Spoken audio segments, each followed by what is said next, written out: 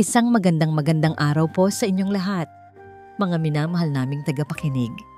Muli, narito na naman ang inyong lingkod, ang inyong kasama sa bawat kwentuhan, upang maghatid ng isang salaysay na tiyak na aantig sa inyong mga puso. Gaano nga ba kamahal ang presyo ng tagumpay? At sa pag-akyat natin sa tuktok, sino ang mga taong hindi natin sinasadyang maiwan sa ibaba? O mas masakit, nakakalimutan na. Halina't pakinggan natin ang kwento ni Sinag, isang taong tila nasa kanya na ang lahat. Ngunit may isang bagay siyang nawala na hindi kayang bilhin ng kahit anong halaga. Mula sa bintanang salamin ng kanyang opisina sa pinakatuktok ng Alcaraz Tower, tanaw ni Sinag Alcaraz ang buong lungsod ng Hiraya. Sa ibaba, ang mga sasakyan ay tila mga langgam na gumagapang at ang mga gusali ay parang mga laruang binuo para sa kanyang kasiyahan. Ngumiti siya. Ito ang kanyang kaharian. Bawat sulok ng syudad na yon ay paalala ng kanyang tagumpay, ng mga gabing walang tulog at mga desisyong nagbunga ng imperyong kanyang itinayo mula sa wala. Inayos niya ang kanyang mamahaling Italian suit. Ang kislap ng kanyang relo ay sumasabay sa mga ilaw ng syudad na unti-unti nang nagsisindi pagsapit ng dapit hapon. Ngayong gabi, ang engagement party nila ni Amihan Ilustre. Hindi lang ito isang simpleng selebrasyon. Ito ang pagsasanib ng dalawang makapangyarihang pangalan, ang Alcaraz at ang Ilustre. Ito ang huling piyesa para makumpleto ang kanyang pangarap. Kinuha niya ang kanyang telepono at pinindot ang isang numerong matagal na niyang hindi tinatawagan.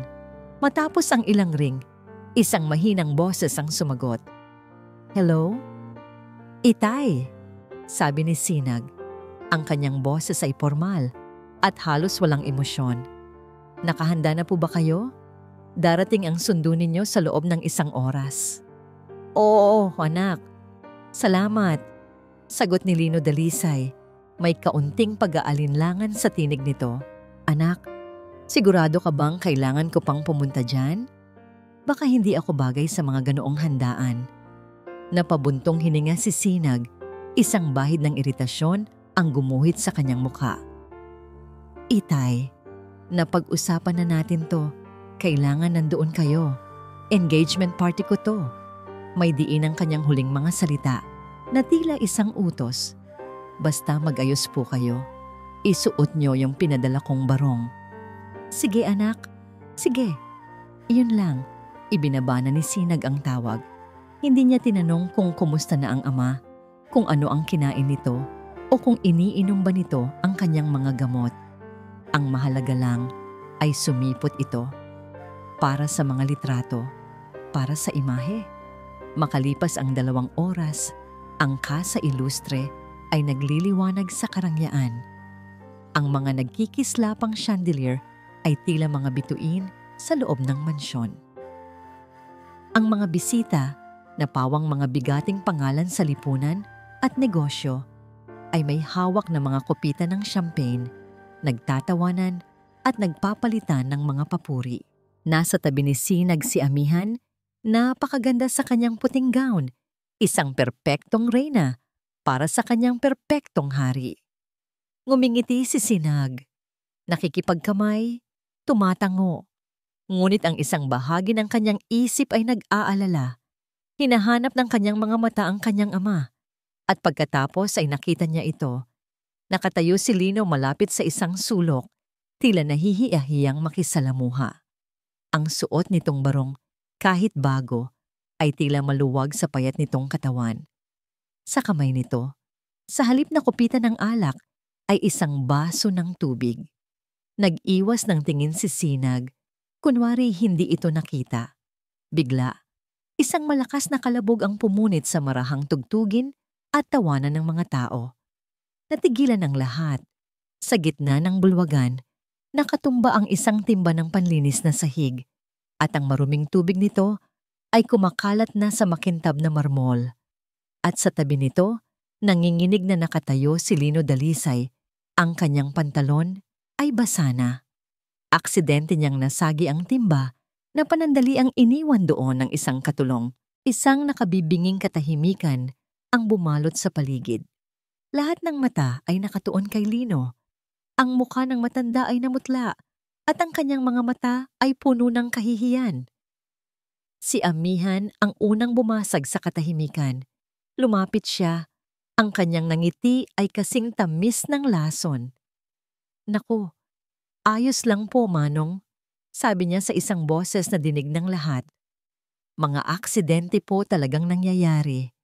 Tumingin siya sa paligid na para bang naghahanap ng katulong, ngunit wala. Pagkatapos ay bumalik ang tingin niya kay Lino, may mapaglarong kislap sa kanyang mga mata. "Alam niyo po, para hindi na po tayo makaabala pa sa iba, bakit hindi na lang po kayo ang magpunas? May basahan po dyan sa tabi ng timba." Natigilan si Lino. Ang mga salita ni Amihan ay parang mga sampal na hindi niya nakikita. "Sige na po," patuloy ni Amihan. Ang kanyang boses ay mas malambing pa, na lalong nagpadiin sa kanyang kalupitan.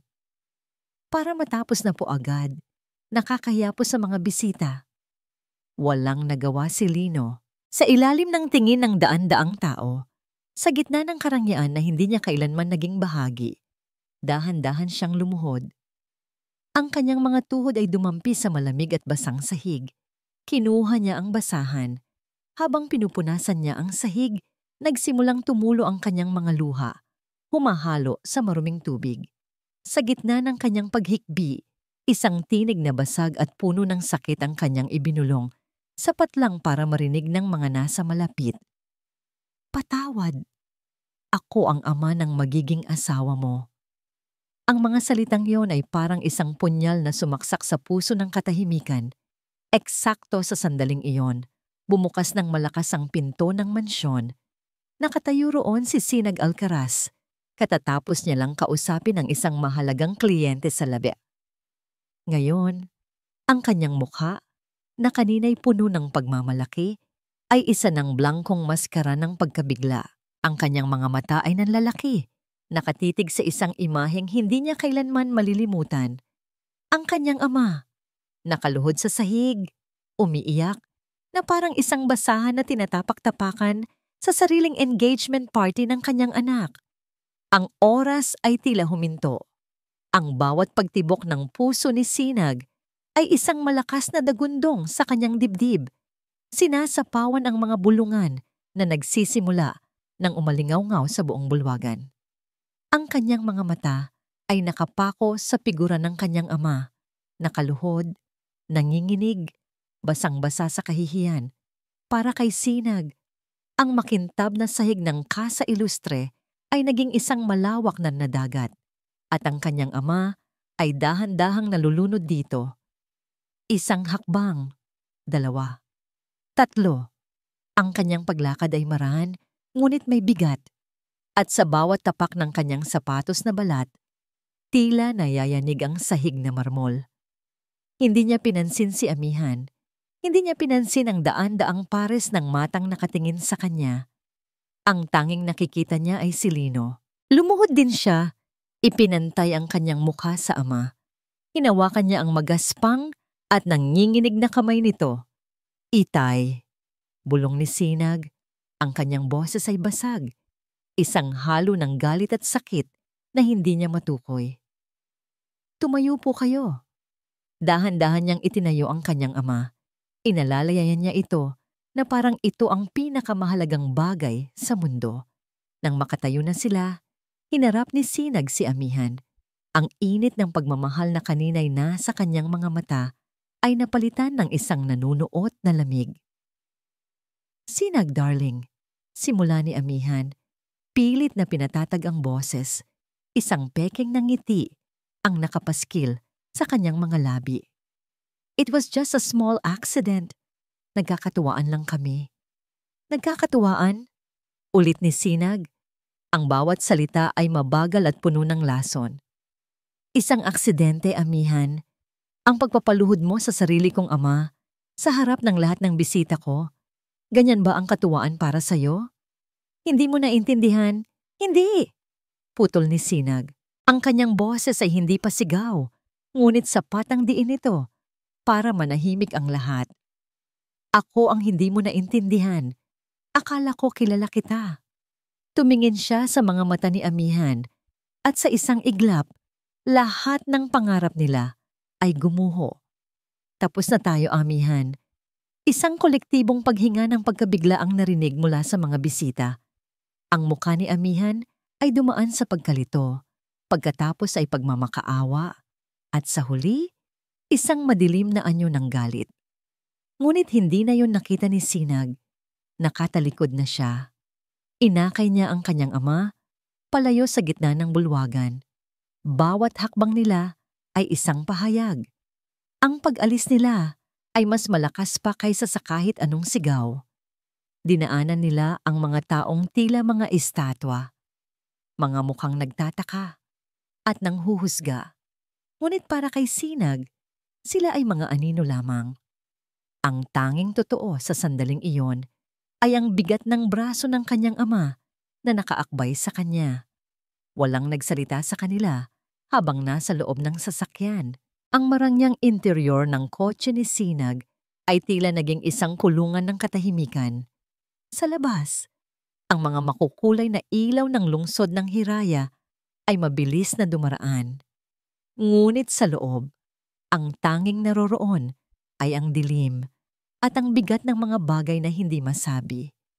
Iniwan nila ang mansyon ng mga ilustre at tinahak ang daan patungo sa isang bahagi ng syudad na matagal nang hindi binibisita ni Sinag. Ang malalapad na kalsada ay naging makikitid na eskinita. Ang mga nagtataasang gusali ay napalitan ng mga lumang apartment na kupas na ang pintura. Dito, Hiso. Dito nakatira ang kanyang ama. Huminto sila sa harap ng isang gusaling may 3 palapag. Amoy luma ang pasilyo. May mga bitak ang pader. Bawat hakbang ni Sinag paakyat ng hagdan ay parang isang dagok sa kanyang dibdib. Bakit hindi niya alam ito? Bakit hindi niya kailanman inalam? Pagbukas ni Lino ng pinto, isang maliit at siksikang espasyo ang bumungad kay Sinag. Ang sala at kusina ay magkadugtong. Ang mga gamit ay luma na, ngunit malinis. May isang maliit na bentilador sa sulok at isang lumang TV sa ibabaw ng isang kahoy na mesa. Sa pader, may isang nakakwadrong litrato. Siya, noong high school, nakangiti habang hawak ang isang medalya, katabi ang isang mas bata at mas malusog na Lino. Naupo si Lino sa isang upuang gawa sa ratan. Yumuko ito, at ang kanyang mga balikat ay nagsimulang manginig. Humihikbi ito nang walang tunog. Lumapit si Sinag. Tumayo siya sa harap ng kanyang ama, hindi alam ang sasabihin. Ang CEO na sanay mag-utos at magdesisyon ay nawalan ng salita. Ang tanging nakikita niya ay ang mga kamay ng kanyang ama. Ang mga kamay na dating nag-aalaga sa kanya. Ang mga kamay na nagtrabaho para mapag-aral siya, ngayon ay magaspang, may kalyo, at bakas ang hirap ng buhay. Isang bagay ang bumigay sa loob ni Sinag. Ang pader ng pagmamataas na matagal niyang itinayo ay gumuho. Lumuhod siya, katulad ng ginawa ng kanyang ama kanina. Ngunit sa pagkakataong ito, hindi dahil sa kahihiyan, kundi dahil sa pagsisisi. Hinawakan niya ang mga kamay ni Lino. "Patawad, Itay," sabi ni Sinag. Ang kanyang boses ay garalgal at puno ng emosyon. "Patawad po kung ngayon ko lang nakita. Patawad." Itinaas ni Lino ang kanyang ulo. Ang kanyang mga mata ay puno ng luha. Ngunit may isang maliit na ngiti sa kanyang mga labi. Hinaplos niya ang buhok ng kanyang anak. Sa gitna ng katahimikang yon, isang matinis na tunog ang bumasag sa kanilang sandali. Ang telepono ni Sinag, kinuha niya ito mula sa kanyang bulsa. Isang text message mula kay Amihan. Binuksan niya ito. Iilan lamang ang salita, ngunit bawat letra ay tila patalim. "You will regret this. Sisirain kita." Ang liwanag mula sa bintana ng Casa Ilustre ay tila nanunuya. Para kay Amihan Ilustre, Ang bawat sinag ng araw na tumatama sa kanyang mukha ay paalala ng nagdaang gabi. Isang gabi na dapat sana'y tagumpay niya, ngunit naging simula ng kanyang pinakamalaking bangungot. Basag ang salamin sa kanyang harapan, pinong piraso ng kristal na sumasalamin sa wasak niyang galit. Paano niya nagawa sa akin to? Sigaw niya sa katahimikan ng kanyang silid. Sa harap ng lahat, pinalitan niya ako para sa isang matandang pulubi. Pumasok ang kanyang ama, si Don Ricardo Ilustre, isang lalaking ang mukha ay minsan nang naging simbolo ng kapangyarihan ngunit ngayoy bakas na ang pag-aalala. Dala niya ang isang tasa ng tsa na maingat niyang inilapag sa isang mesang hindi pa nababasag. Amihan, kumalma ka. Sabi niya sa mahinang boses. Ang pagwawala ay hindi makakatulong sa atin. Kumalma? Papa, hindi mo ba naiintindihan? Humarap si Amihan. Ang kanyang mga mata ay nag-aapoy. Wala na ang kasal. Wala na ang merger. Lahat ng pinaghirapan natin, lahat ng plano natin para sagipin ang kumpanya, gumuho na. Umupo si Don Ricardo. Ang bigat ng mundo ay tila na sa kanyang mga balikat. Alam ko, anak. Alam na alam ko. Pero hindi pa ito ang katapusan. Hindi natin hahayaang si Sinag Alcaraz ang magbigay ng huling salita. May kinuha si Don Ricardo mula sa kanyang bulsa. Isang maliit na itim na notebook. Ito ang notebook ni Amihan kung saan niya itinatala ang mga kompidensyal na impormasyon tungkol sa negosyo ni Sinag noong sila'y magkasama pa. Mga detalye tungkol sa mga kliyente, mga paparating na proyekto, mga kahinaan ng kumpanya. Gagamitin natin ito, sabi ni Don Ricardo. Ang kanyang boses ay malamig at puno ng kalkulasyon. Ang bawat sikreto na ibinahagi niya sa iyo ay magiging sandata natin laban sa kanya. Sisimulan natin sa pinakamalaki nilang kliyente, ang Kyo-Tech Industries. Isang mabagal at mapanganib na ngiti ang sumilay sa mga labi ni Amihan. Ang kanyang desperasyon ay unti-unting nagiging lason. Kinuha niya ang kanyang telepono. Alam na alam niya kung sino ang tatawagan. Si Mr. Tan, ang pinakamalaking karibal ni Sinag sa industriya. Samantala, sa maliit na apartment ni Lino, sinubukan ni Sinag na ibalik sa normal ang lahat. Ngunit ano pa nga ba ang normal? Bumili siya ng masarap na almusal mula sa isang kalapit na restaurant, mga pagkaing matagal nang hindi natitikman ng kanyang ama. Inayos niya ang mga ito sa maliit na mesa. Itay, kain na po tayo, sabi ni Sinag. Pilit na pinapasigla ang kanyang boses. Umupo si Lino, ngunit tila nag-aalangan siyang hawakan ng pagkain. Anak, hindi mo na kailangang gawin to. Magastos. Huwag niyo na pong isipin yon, sagot ni Sinag. Kumain sila sa katahimikan. Bawat subo ay tila may kasamang bigat. Sinubukan ni Sinag na magsimula ng usapan. Kamusta po yung huling check-up niyo? Iniinom niyo po ba yung mga gamot sa puso? Oo, anak. Ayos lang ako.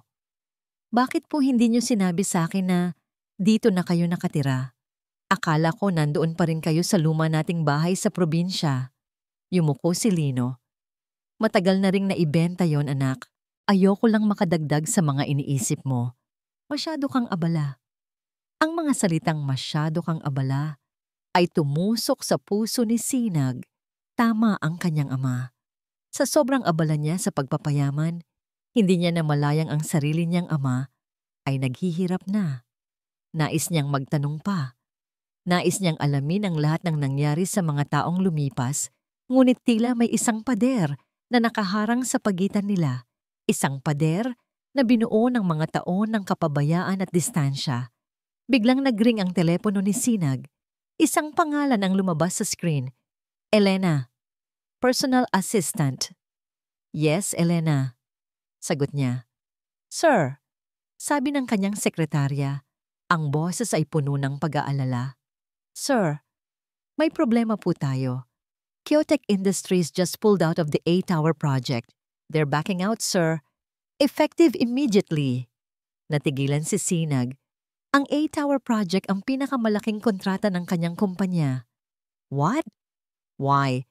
I just spoke with their representative last night. I don't know, sir. Pero ang sabi po nila, may nakuha silang impormasyon na hindi raw stable ang financial standing natin. Sir, ang masama pa, Mr. Tan of Tan Consolidated just secured the contract with them. Parang alam na alam niya kung ano ang i-offer. Napatayo si Sinag. Ang kanyang panga ay nag-igting. Alam na niya, hindi ito nagkataon lang. Mabilis ang ganti. Mas mabilis kaysa sa inaasahan niya. Ito na ang simula. Ang unang paghihiganti ni Amihan. Ibinaba niya ang tawag. Ang kanyang muka ay nabalot ng dilim. Napansin ito ni Lino. Anak, may problema ba? Tanong ng matanda. Tumingin si Sinag sa kanyang ama sa maliit na apartment. Sa natirang pagkain sa mesa, ang lahat ng karangyaan na kanyang ipinagmamalaki ay tila biglang naging napakarupok. Wala po, itay. Pagsisinungaling niya, pilit nang ngumingiti. Problema lang sa opisina. Kayang-kaya ko to. Ngunit sa kanyang loob, alam niyang hindi ito isang simpleng problema. Ito ay isang digmaan.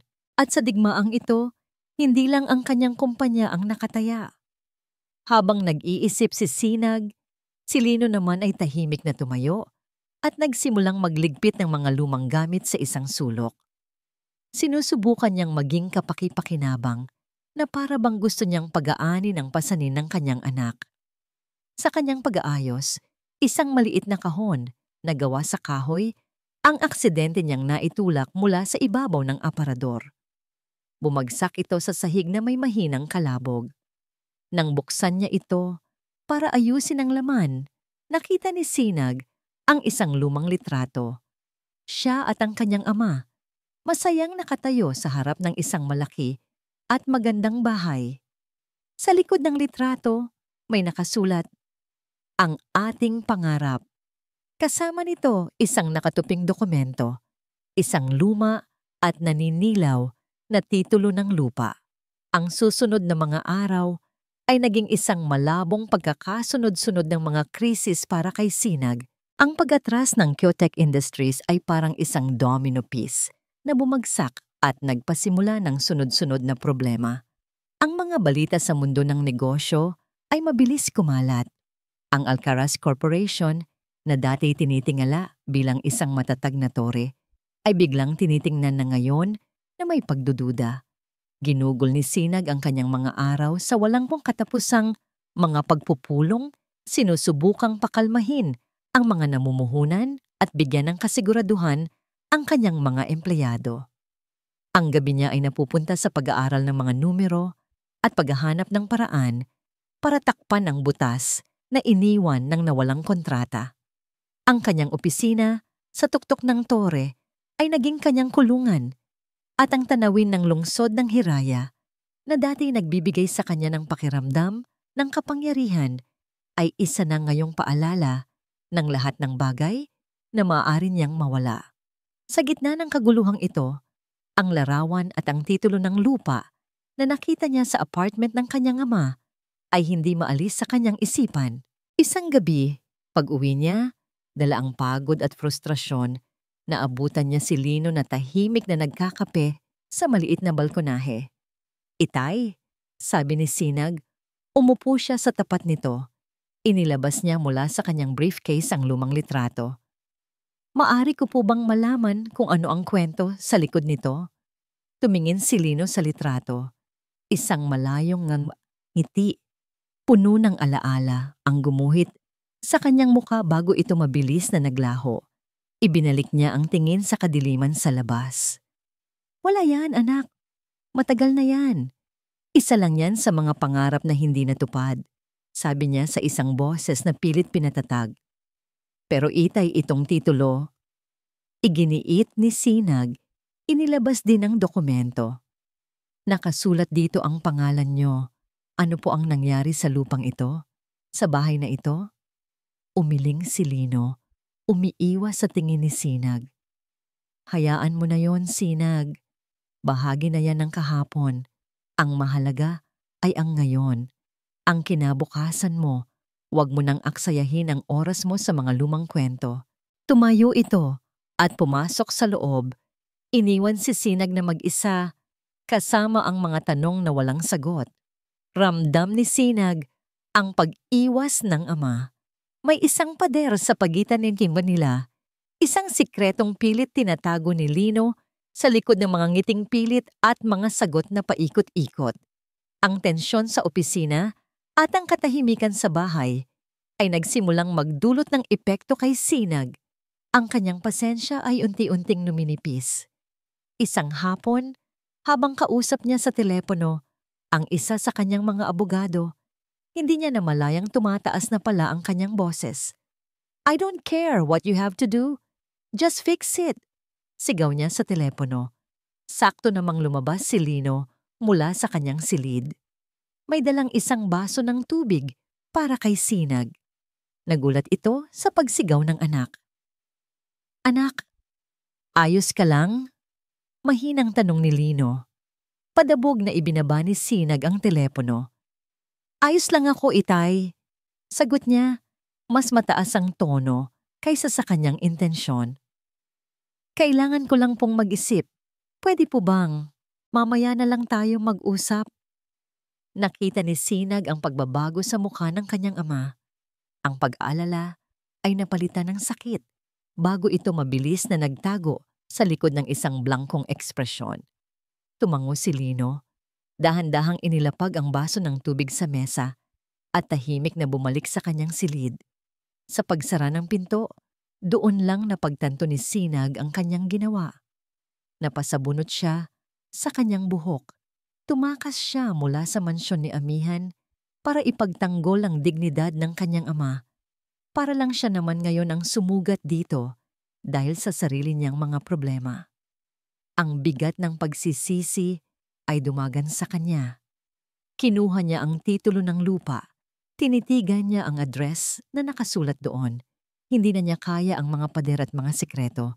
Kailangan niya ng mga sagot. Kinuha niya ang kanyang telepono at tinawagan ang kanyang pinagkakatiwalaang assistant na si Elena. "Elena, I have a task for you. It's personal." Sabi niya sa mahinang boses. "I need you to look up an old property record for me." Ang address ay ibinigay niya ang lahat ng detalye. "Alamin mo ang lahat ng maaari mong malaman. Sino ang may-ari nito ngayon? Kailan ito naibenta? At kung sino ang bumili? I need it as soon as possible." Kinabukasan, habang nasa gitna ng isang napakakritikal na pagpupulong, nag-vibrate ang telepono ni Sinag. Isang mensahe mula kay Elena. Binuksan niya ito. "Sir, nakuha ko na po ang mga detalye, pero may isang bagay po kayong dapat malaman tungkol sa pamilya Ilustre." Napakunot ang noo ni Sinag. Anong kinalaman ng mga Ilustre dito?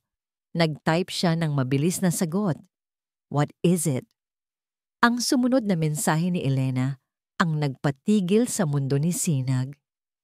"Sir, ang pamilya Ilustre. Nalulugi na sila. Matagal na. Their company is on the verge of bankruptcy. The engagement, the merger, it was their last hope." Ang mga salita sa screen ng kanyang telepono ay tila mga aninong lumukob kay Sinag. Diniliman ang lahat ng ilaw sa conference room. Nalulugi na sila. Matagal na. Paulit-ulit na umikot ang mga yon sa kanyang isipan. "Sir, okay lang po ba kayo?"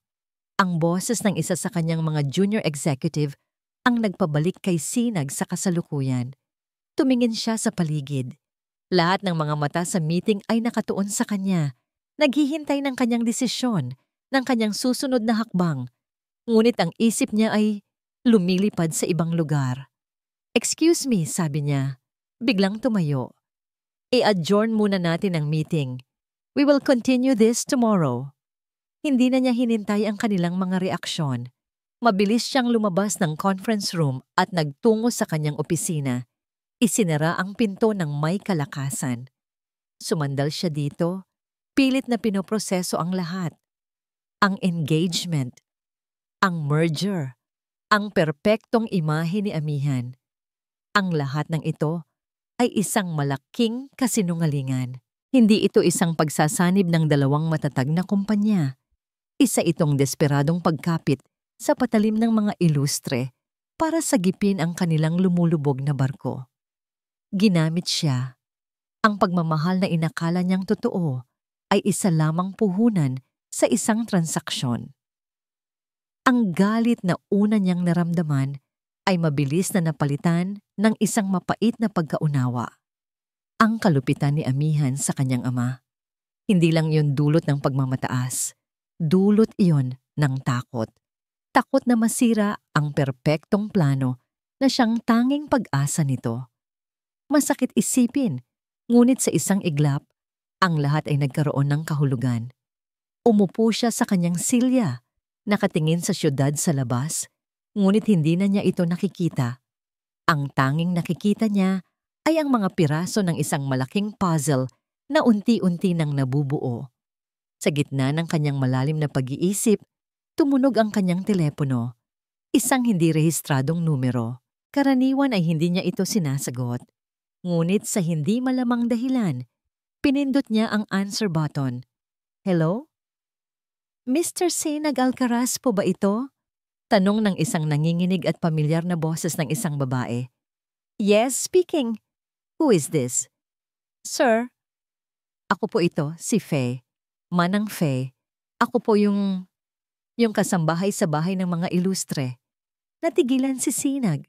Si Manang Faye, ang matandang kasambahay na matagal nang nagsisilbi sa pamilya ni amihan. Naalala niya ang mabait nitong mukha. Laging nakangiti tuwing bumibisita siya noon. Manang Faye, bakit po kayo napatawag? Nag-atubili ang matanda sa kabilang linya. Sir, pasensya na po sa abala. Alam ko pong hindi ito ang lugar ko. Pero, hindi po ako mapakali. Huminga ito ng malalim. Sir, gusto ko lang po sanang malaman niyo. Ako po ang tumawag sa inyo nung gabing iyon. Napakunot ang noo ni Sinag. Anong ibig niyong sabihin? Noong gabi po ng engagement party ninyo, pagpapatuloy ni Manang Faye, ang kanyang boses ay naging mas matatag. Nakita ko po ang lahat. Nakita ko po kung paano tratuhin ni Senyorita Amihan ang tatay ninyo. Hindi po yun ang unang beses, sir. Marami na po akong nakita.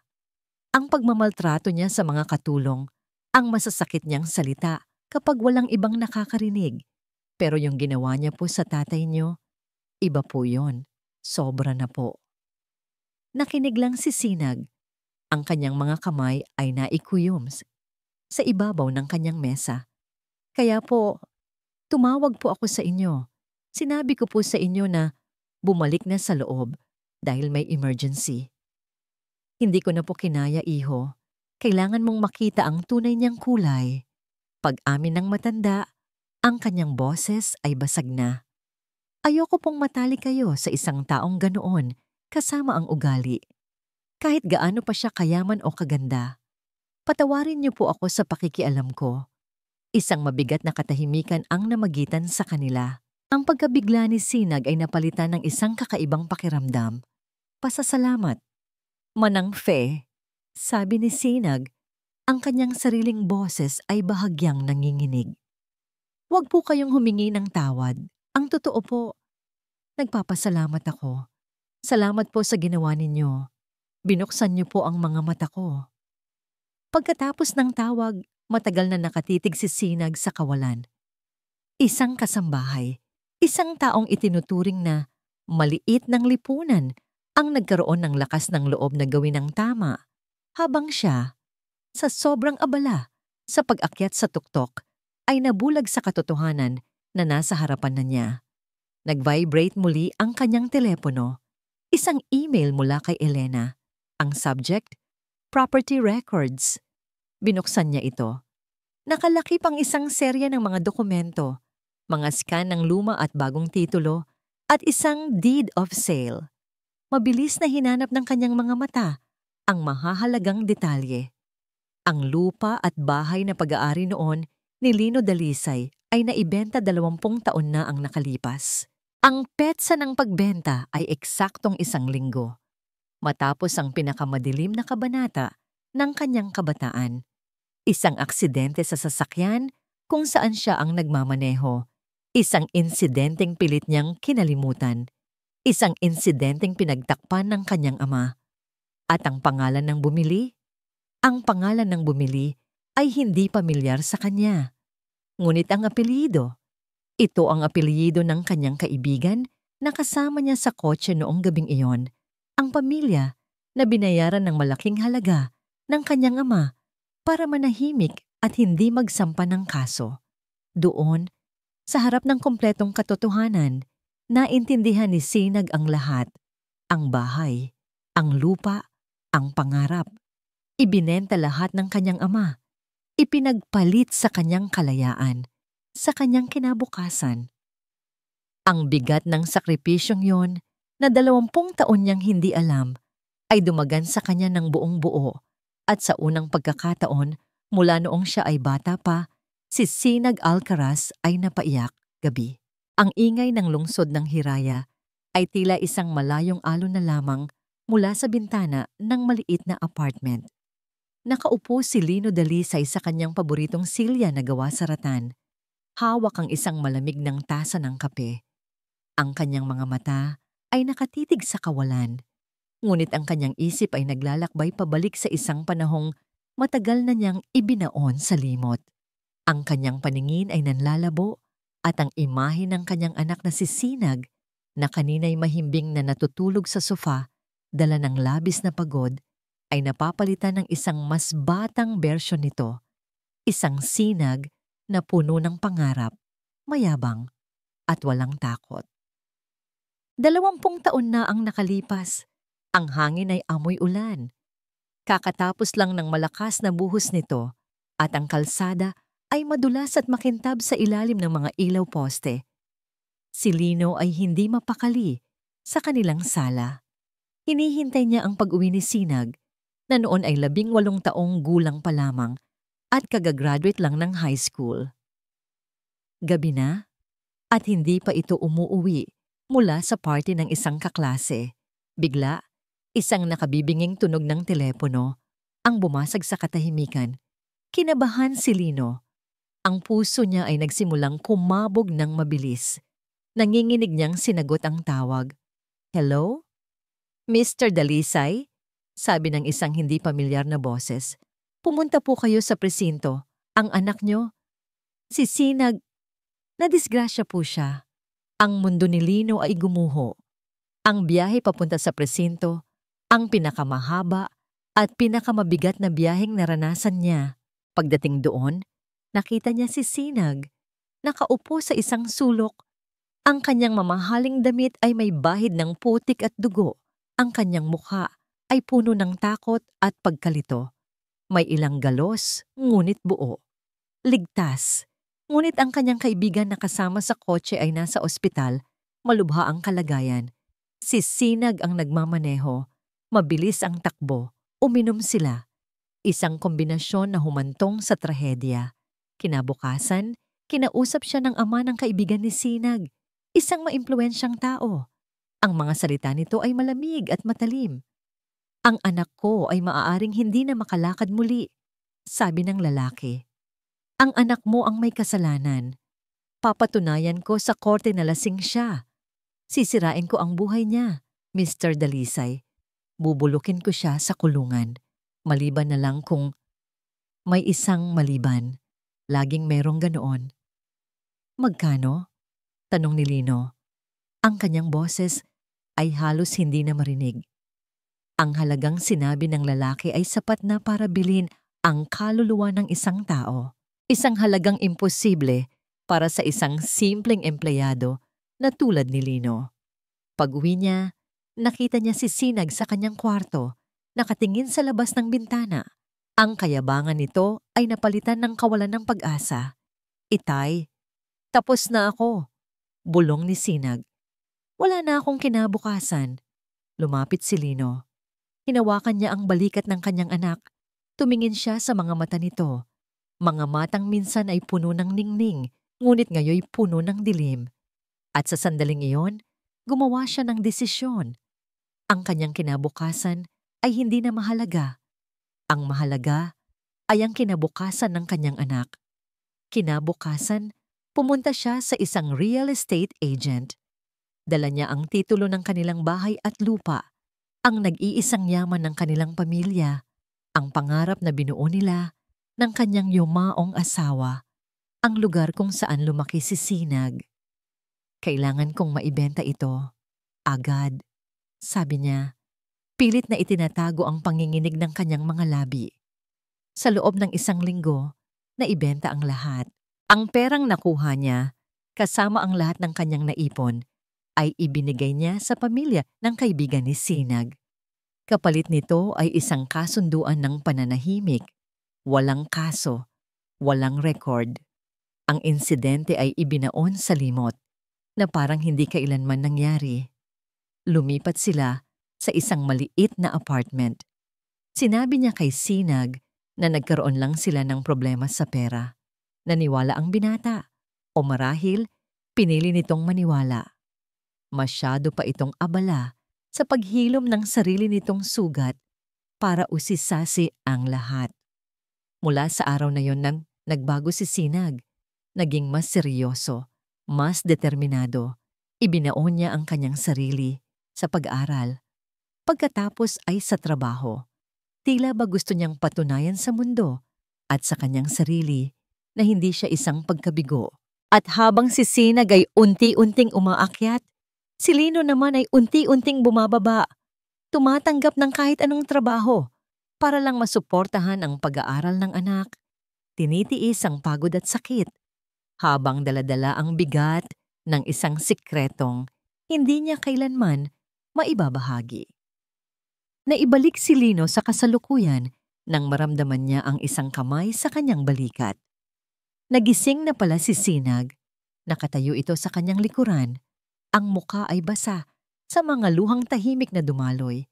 Sa kamay nito, hawak ang mga dokumento mula sa kanyang email, ang deed of sale, ang patunay ng lahat ng sakripisyo. Itay! Ang boses ni Sinag ay garalgal, puno ng sakit at pagsisisi na naipon sa loob ng 20 taon. Bakit? Bakit hindi niyo sinabi sa akin? Tumingin si Lino sa kanyang anak. Sa wakas, pagkatapos ng napakahabang panahon, ang mga pader sa pagitan nila ay nagsimula ng gumuho. Ang mga anino ng kahapon ay unti-unti nang naglalaho, pinalitan ng isang masakit, ngunit kailangang liwanag. Ang katahimikan sa loob ng maliit na apartment ay mas mabigat pa kaysa sa kahit anong sigaw. Ang tanong ni Sinag ay nakabitin sa hangin. Isang tanong na 20 taon niyang hindi alam na kailangan pala niyang itanong. Bakit itay? Ulit niya, ang kanyang boses ay naging isang pakiusap. Huminga ng malalim si Lino. Ang bigat ng 2 dekada ay tila bumagsak sa kanyang mga balikat. Ngunit sa pagkakataong ito, hindi na siya umiwas. Hinarap niya ang kanyang anak, ang kanyang mga mata ay puno ng isang pagmamahal na kayang tiisin ang lahat ng sakit. Dahil kailangan anak, sagot niya sa mahinang boses. Ang pangarap ko noon ay magkaroon ka ng magandang kinabukasan. Nang makita kitang nawawalan ng pag-asa, nang makita ko ang takot sa mga mata mo, alam ko na kailangan kong gawin ang lahat para maibalik ang liwanag sa mga yan. Ang bahay, ang lupa, mga bagay lang yon. Ang kinabukasan mo. Yon ang hindi matutumbasan ng kahit anong halaga. Pero sana sinabi niyo sa akin. Giit ni Sinag. Ang kanyang boses ay tumaas, puno ng hinanakit. Hindi sa kanyang ama, kundi sa kanyang sarili. Sana hinayaan niyo akong harapin ang pagkakamali ko. Habang ako, nagpapakasarap sa tagumpay na akala ko'y pinaghirapan ko. Kayo pala. Nagtitiis mag-isa dito. Hindi ka nagpapakasarap, Sinag. Pagtatama ni Lino. Nakita ko kung paano ka magsumikap. Bawat tagumpay mo, Tagumpay ko na rin. Bawat pangarap mong natupad, kabayaran na ng lahat ng sakripisyo ko at sulit ang lahat. Ang bawat salita ni Lino ay parang mga patak ng asido na tumutunaw sa puso ni Sinag. Inilalantad ang katotohanang matagal niyang tinakbuhan. Ang kanyang tagumpay ay itinayo sa pundasyon ng sakripisyo ng kanyang ama. Hindi na niya napigilan ang sarili. Niyakap niya ng mahigpit ang kanyang ama. Ang kanyang katawan ay nanginginig sa pag-iyak. Isang yakap na puno ng pagsisisi, pasasalamat at pagmamahal na matagal niyang ipinagkait. Naramdaman niya ang paghaplos ng magaspang na kamay ni Lino sa kanyang likod. Sa sandaling iyon, hindi siya ang makapangyarihang CEO ng Alcaraz Corporation. Siya ay isang anak na sa wakas ay natagpuan ang daan pabalik sa kanyang ama. Sa gitna ng kanilang maramdaming sandali, isang sunod-sunod na pagring mula sa telepono ni Sinag ang pumunit sa kanilang katahimikan. Sa unay binaliwala niya ito, ngunit naging sunod-sunod ang mga tawag at text messages na parabang may isang malaking sunog na kailangan niyang apulahin. "Sagutin mo na, anak. Baka importante," sabi ni Lino. Nang may pag-aatubili, kinuha ni Sinag ang telepono. Ang kanyang screen ay puno ng mga notifikasyon mula sa mga news outlet, mga mensahe mula sa kanyang mga empleyado, at mga tawag mula sa kanyang PR team. Binuksan niya ang isang link mula sa isang sikat na news blog. Ang bumungad sa kanya ay isang larawan, isang malaki at malinaw na larawan. Ang kanyang ama, nakaluhod sa sahig ng Casa Ilustre, nagpupunas ng sahig, ang mukha ay basang-basa sa luha. Ang headline, "Milyonaryong negosyante, itinakwil ang sariling ama." Ang madilim na kwento sa likod ng perpektong buhay ni Sinag Alcaraz. Nanlamig ang buong katawan ni Sinag. Mabilis niyang binasa ang artikulo. Isang kwentong maingat na hinabi mula sa mga kasinungalingan. Isang panayam kay Amihan Ilustre kung saan, habang umiiyak, ay ikinuwento niya kung paano niya laging pinapaalalahanan si Sinag na bisitahin ang naghihirap nitong ama. Isinalaysay niya ang isang bersyon ng mga pangyayari noong gabi ng engagement party kung saan pinalabas niyang si Lino ay sinadyang gumawa ng eksena para makahingi ng pera at si Sinag, sa sobrang kahihiyan, ay nagalit at kinansela ang kasal. Ginamit ni Amihan ang larawan bilang ebidensya, isang sandata na walang kalaban-laban. Ipininta niya si Sinag bilang isang anak na walang puso, isang taong kinakalimutan ng pinanggalingan kapag nasa tuktok na, at si Lino bilang isang kaawa-awang biktima. Hindi totoo to, bulong ni Sinag. Ang kanyang mga kamay ay nanginginig habang hawak ang telepono. Ito na ang huling paghihiganti ni Amihan, ang kanyang pinakamatinding dagok. Hindi na niya tinira ang kumpanya ni Sinag. Ang tinira niya ay ang pagkatao nito, ang kanyang pangalan, ang kanyang dignidad. Ang telepono ay hindi tumigil sa pagring. Ang mga tawag mula sa mga board members, mga kliyente, mga mamamahayag. Ang balita ay kumakalat na parang apoy. Ang imperyong binuo niya sa loob ng maraming taon ay guguho sa loob lamang ng ilang oras. Napaupo si Sinag sa sahig. Ang kanyang likod ay nakasandal sa pader. Ang liwanag na kanina lang ay nagsimulang pumasok sa kanyang puso ay biglang namatay. Napalitan ito tumamang isang nakabibingi-binging kadiliman. Tumingin siya sa bintana. Ang mga ilaw ng lungsod ng Hiraya, na dati simbolo ng kanyang mga pangarap, ay tila mga matang mapanghusga na nakatitig sa kanya. Wala na. Ito na ang katapusan. Nawala na sa kanya ang lahat. Sa gitna ng kanyang pag-iisip na gumuho, naramdaman niya ang isang mainit na kamay sa kanyang balikat. Tumingala siya.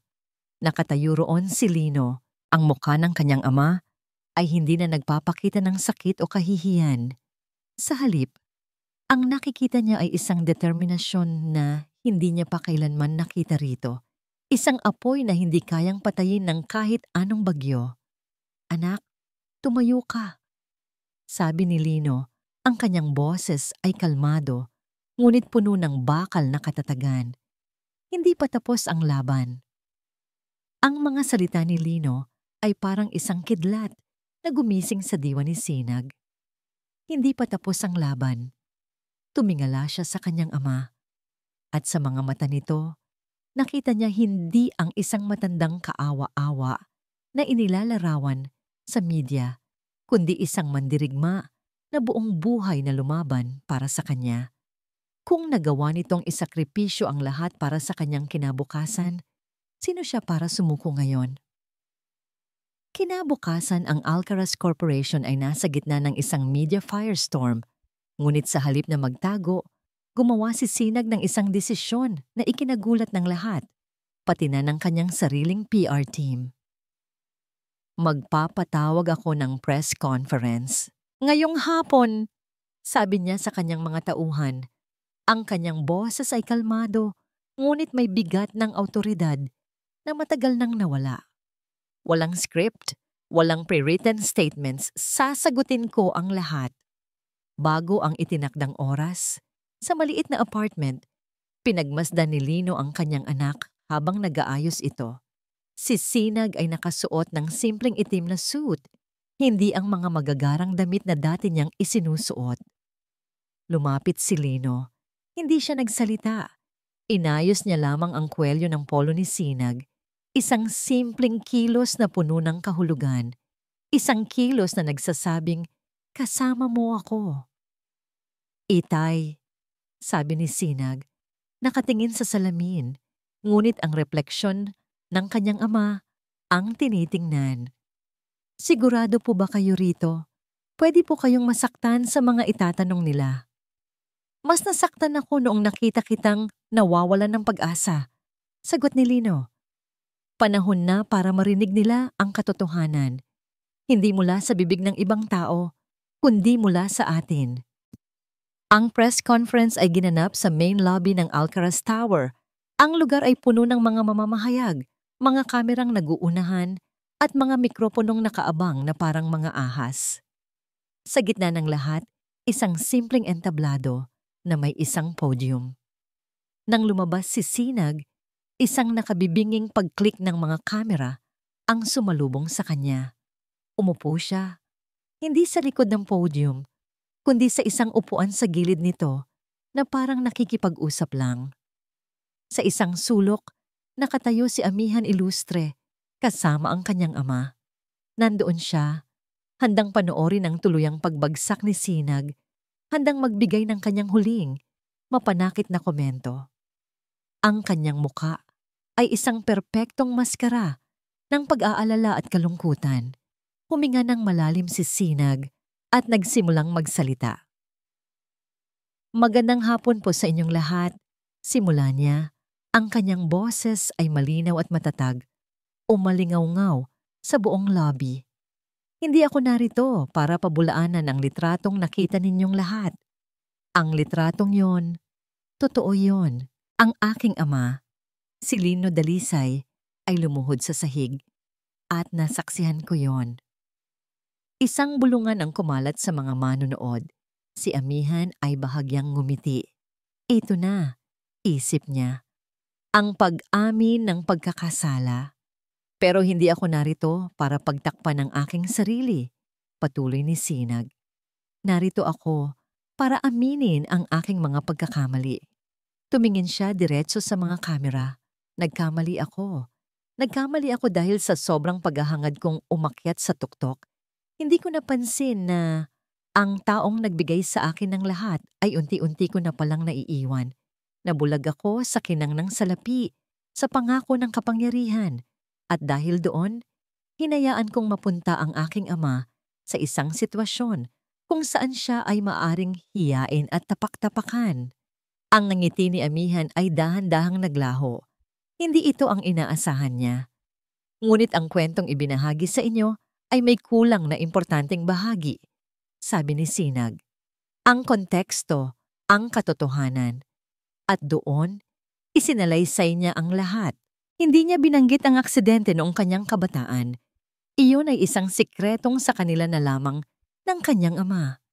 Ngunit ikinuwento niya ang tungkol sa paghihirap ng kanyang ama, ang mga sakripisyong hindi niya alam.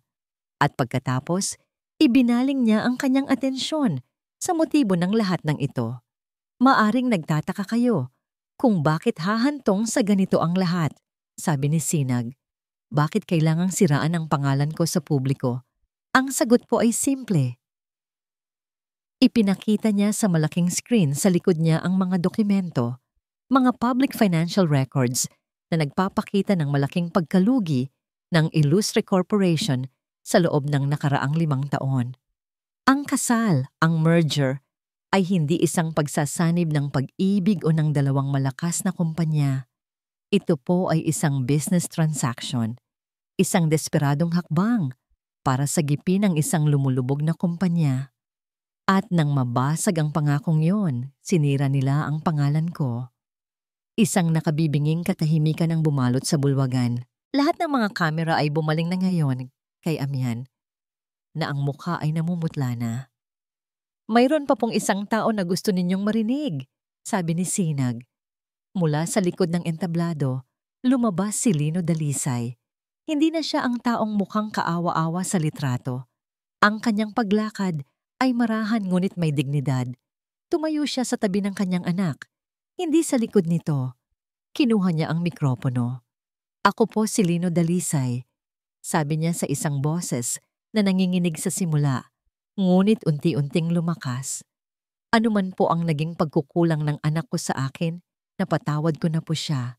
Dahil walang sakripisyo, gaano man kabigat, ang hindi kayang ibigay ng isang ama para sa kanyang anak. Ang tunay na kayamanan, hindi po yan nakikita sa laki ng bahay o sa dami ng pera. Nakikita po yan sa pagmamahal ng pamilya at sa araw na ito, masasabi kong ako na ang pinakamayamang tao sa buong mundo. Pagkatapos ng kanyang mga salita, niyakap niya si Sinag, isang matapang na mamamahayag ang naglakas loob na lumapit kay Amihan. Itinutok niya ang kanyang mikropono. Miss Illustre, totoo po ba ang lahat ng ito? Humarap si Amihan. Ang kanyang perpektong maskara ay basag na. Binuksan niya ang kanyang bibig, ngunit walang salitang lumabas. Ang kanyang mga mata, na minsan ay puno ng apoy at pagmamataas, ay ngayon puno ng pagkatalo. Sa harap ng daan-daang tao, sa ilalim ng liwanag ng katotohanan, si Amihan Illustre ay napahiyang nanahimik. Ang press conference ay nag-iwan ng isang malakas na alon na yumanig sa mundo ng negosyo at social circles ng lungsod ng Hiraya. Sa loob ng magdamag, ang kwento ay nagbago ng direksyon. Ang dating biktima, si Amihan Illustre, ay naging ang kontrabida. Ang dating kontrabida, si Sinag Alcaraz, ay naging isang anak na nagkamali, ngunit buong tapang na itinama ito. Kinabukasan, ang mga headline ng dyaryo ay hindi na tungkol sa pagtatakwil, kundi tungkol sa katapangan at katapatan. Ang stock market na dati bumagsak ay nagsimulang magpakita ng senyales ng pagbawi. Maraming investors ang umalis, ngunit may mga bago at mas matatag na naniwala sa ipinakitang integridad ni Sinag. Ang kumpanya ay nasugatan, ngunit hindi ito namatay. Sa katunayan, nagsisimula itong huminga ng mas malinis at mas sariwang hangin. Ngunit para kay Lino, ang pinakamalaking tagumpay ay hindi nababasa sa mga dyaryo o nakikita sa mga numero. Ito ay nasa loob ng maliit na apartment kung saan siya nakatira. Isang umaga, ilang araw matapos ang press conference, naabutan niya si Sinag sa kusina. Hindi ito nagbabasa ng business reports o nakikipag-usap sa telepono. Sa halip, sinusubukan nitong magluto ng sinangag at itlog na may halong pag-aalala at determinasyon sa mukha. Ang amoy ng bahagyang nasusunog na bawang ay pumuno sa hangin. Napangiti si Lino sa unang pagkakataon sa loob ng napakahabang panahon, isang tunay at magaan na ngiti. Baka masunog mo ang apartment ko, anak, biro niya. Napalingon si Sinag, may hawak na sandok at may mantsa ng toyo sa kanyang pisngi. Sinusubukan ko lang po, Itay. Para maiba naman. Lagi na lang kayo ang nag-aasikaso sa akin dito. Lumapit si Lino at kinuha ang sandok mula sa kamay ni Sinag. Ako na dyan. Umupo ka na lang at magkape. Ipagtitimpla kita. Habang nagluluto si Lino, umupo si Sinag sa maliit na mesa. Pinagmasdan niya ang kanyang ama. Ang bawat kilos nito ay pamilyar ngunit bago sa kanyang paningin. Ang paraan ng pagbati nito ng itlog, ang paraan ng paghalo nito ng kanin, mga simpleng bagay na hindi niya kailanman binigyan ng pansin. Itay, sabi ni Sinag. Salamat po. Para saan? Tanong ni Lino, hindi lumilingon. Sa lahat, sa hindi niyo pagsuko sa akin. Huminto si Lino sa kanyang ginagawa. Humarap siya sa anak. Ang kanyang mga mata ay malambot at puno ng pag-unawa. Hindi kailanman sumusuko ang isang magulang, Sinag. Tandaan mo yan.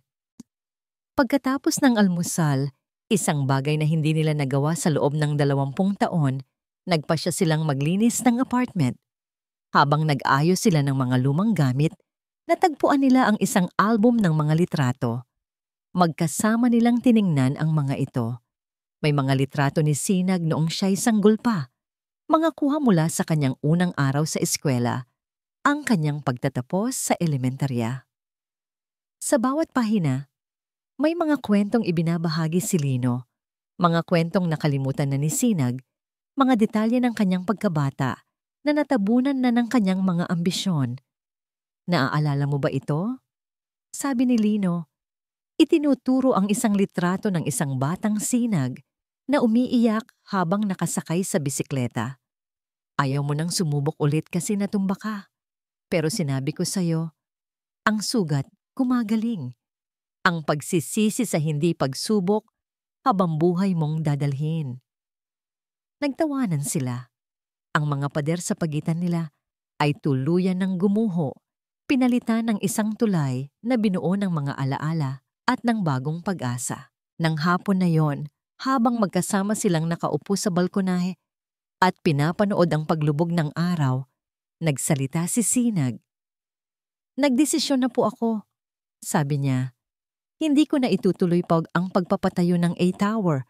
Masyadong malaki, masyadong magarbo.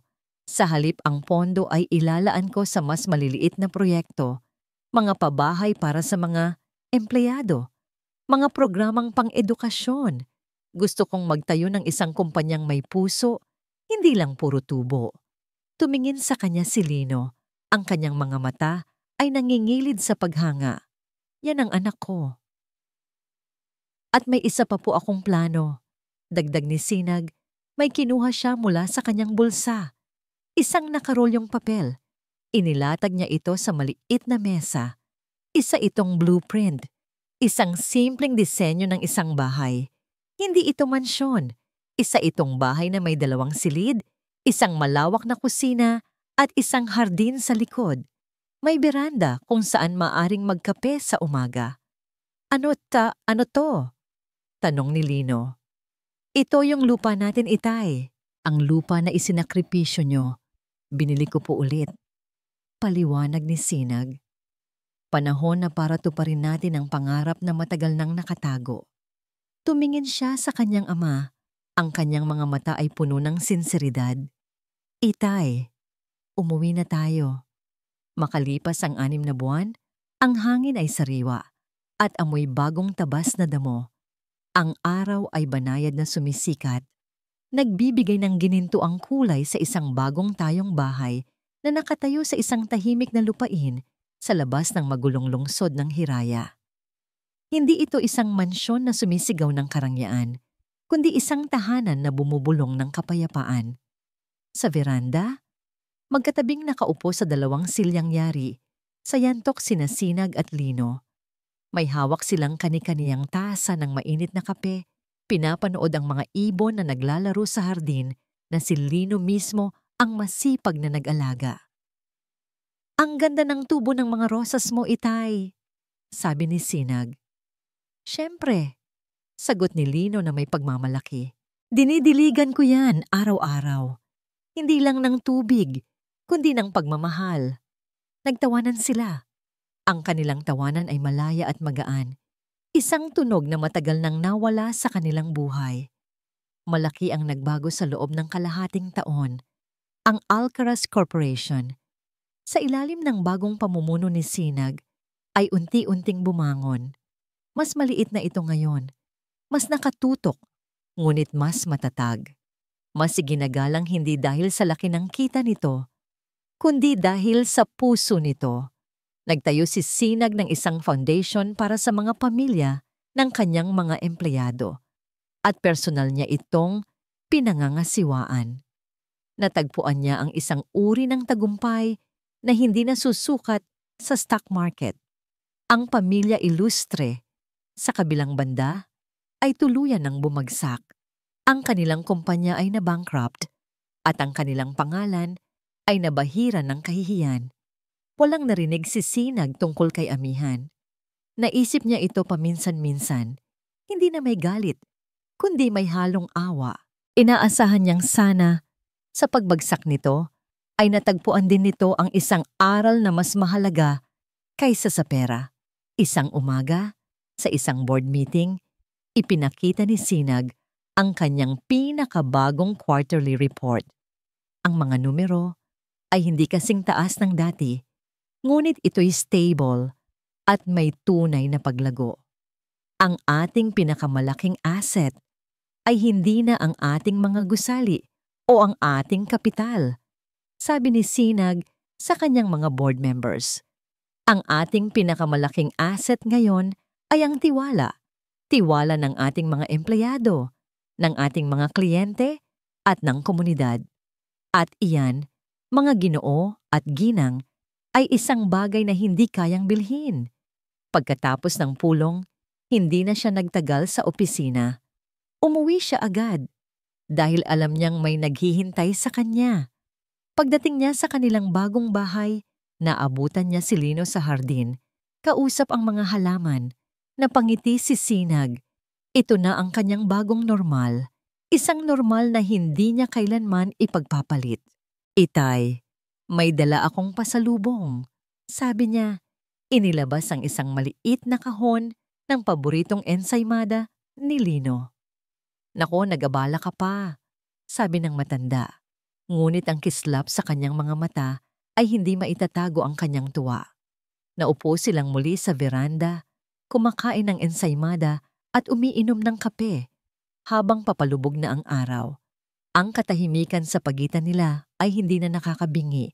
Ito ay puno ng pag-unawa at kapanatagan.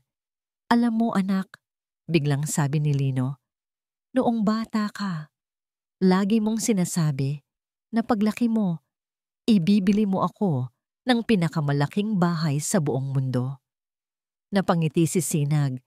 Naaalala ko po yon. Pasensya na po kung ito lang ang kaya kong ibigay. Umiling si Lino. Inilapag niya ang kanyang tasa at tumingin sa kanyang anak. Ang kanyang mga mata ay puno ng pagmamahal na walang kapantay. Huwag kang humingi ng pasensya dahil ang tahanang ito, ang tahanan kung saan magkasama tayo, kung saan may kapayapaan at pagmamahalan. Ito na ang pinakamalaking bahay sa buong mundo. Tumingin si Sinag sa paligid, sa simpleng bahay, sa hardin na puno ng buhay, at higit sa lahat, sa kanyang ama na nasa tabi niya, malusog at masaya. Sinag, ang pangalan niya, na nangangahulugang Ray of Light. Akala niya noon, ang liwanag na yon ay manggagaling sa tagumpay at kayamanan. Ngayon, naiintindihan na niya. Ang tunay na liwanag ay hindi nakikita sa labas. Ito ay nagmumula sa loob. Ito ang init ng pagmamahal ng pamilya. Sa wakas, pagkatapos ng mahabang paglalakbay sa dilim, si Sinag Alcaraz ay tunay nang nakauwi. Natagpuan na niya ang kanyang tunay na yaman. At dito po nagtatapos ang ating kwento. Isang salaysay tungkol sa pagkaligaw at paghahanap sa tunay na kahulugan ng buhay.